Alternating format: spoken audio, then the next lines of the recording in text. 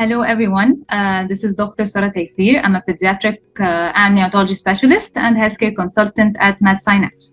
Today, we're going to talk about a very interesting topic, but let me please first introduce my dear guest, Dr. Lamia Oushy.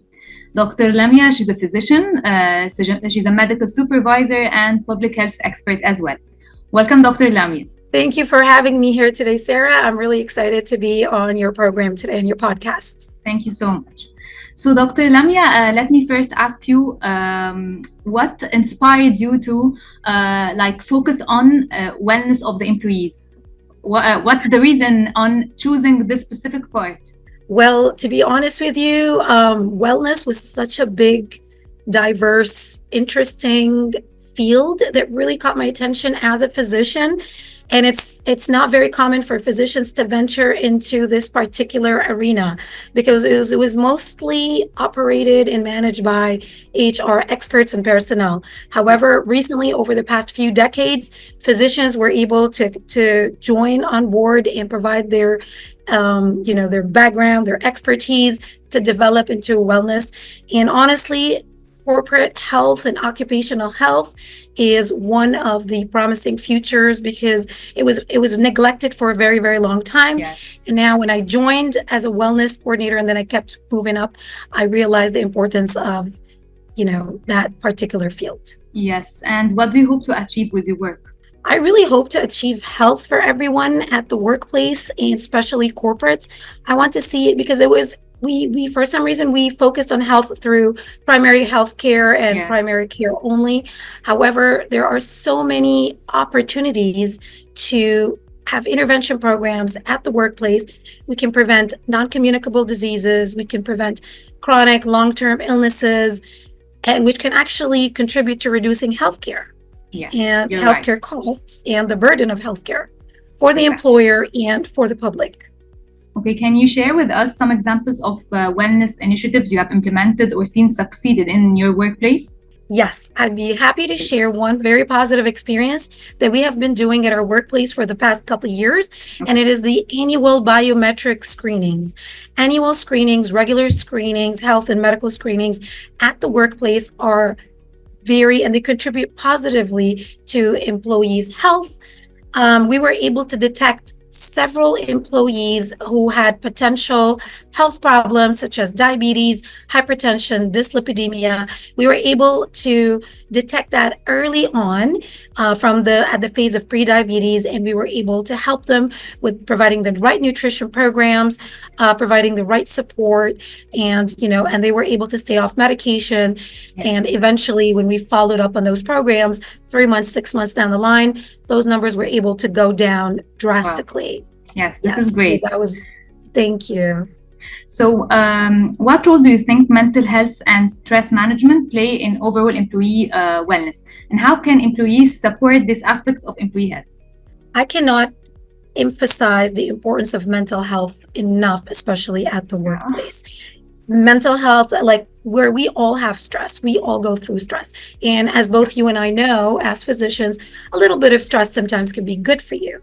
However, when that is above the tolerable level, Yes, people start to develop, anxiety, depression, and long-term stress causes, it weakens immune systems, resulting in repeated infections, stress and muscle shoulders, and especially that in the workplace, people are sitting at an office. Have some problems. Yes, tension, exactly. Yes. That could just all be stress. It could just be all stress I know. related. And stress related and addressing mental health could actually really bring down high rates of absenteeism. It could improve productivity at the workplace. It could boost employees' morale. So there's so many interesting things that we can actually do by focusing only on mental health. Yeah, and it also you're right. increases employees' engagement. Exactly. And honestly, I believe employers should really support all kinds of mental health initiatives from the smaller scale all the way up to the higher scales. Yes. Okay, and how do you measure the success of employee wellness initiatives? And what metrics or outcomes do you think are most important? Well, honestly, because as I mentioned, when we did the biometrics data, we were able to get really good data and how we were able to see the levels of their blood work, lipid profile, and down the line, their engagement and participation levels in all the wellness initiatives. So the more number of people participate, the more engaged they are. This is how we were able to it's basically collecting data, metrics, and analytics. And that actually helps us see our performance, where we're at, what kind of programs that we can create and design for our employees. And this helps you to see what employers are interested in the most. So exactly. This is really great. Yeah. And it helps with the budgeting and financing for the next year. Of course. Yes. So everyone faces challenges at his workplace. So what are some common challenges or obstacles you have encountered when trying to implement employee wellness initiatives? Oh, yes. So challenges. Let's target that part here. Honestly, it's people's behavior. We do have culture is a big barrier, overcoming cultural behaviors in terms of food habits, eating habits, nutrition, smoking. That's been one of the major challenges that we're still trying to address, particularly here in Egypt. You find a lot of healthy, very well-educated employees. However, they just cannot give up smoking. And when we work with them and we see improvement for a couple of months, they always relapse.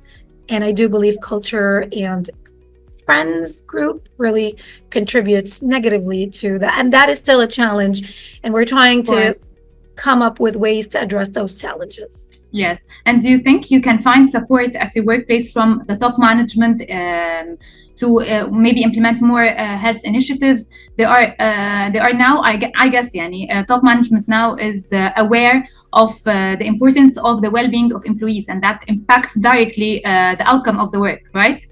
Absolutely. You're absolutely right, Dr. Sarah. Smart management really focuses on their employees' well-being and health, because eventually, as you know, according to a Harvard Business Review, a study, every dollar spent in wellness programs yields $6 reduction in healthcare costs. Okay. So I think according to management, because everything's translated into finances, so they actually believe and endorse these programs, and even the top management, they endorse it. And I do believe wellness programs now at the workplace have been they're spreading very widely. They're being accepted by top management, and they're endorsing it as well. Yes. Okay, so what final words of wisdom or encouragement do you have for employers who care about, want to know more about the employees' well-being? Who want to prioritize this specifically part? They want to feel better. They want to, I don't know, maybe feel less stressed at work. What words? What can you say to them, to these employers?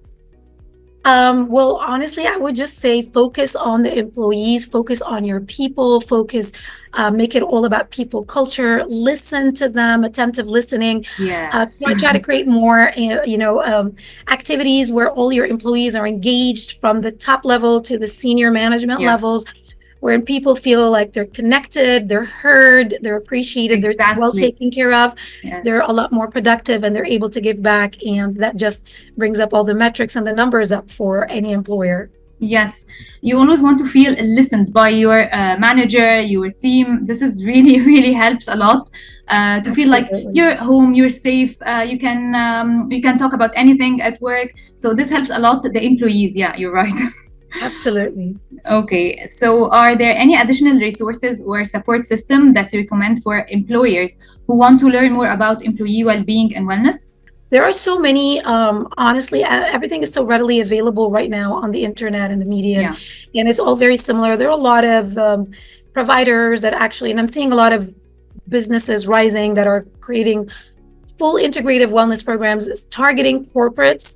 So that all depends on what the employer's culture and organizational structure focuses on, whether it's mental health, whether it's employee engagement, whether it's physical and medical health benefits. So there are so many resources out there.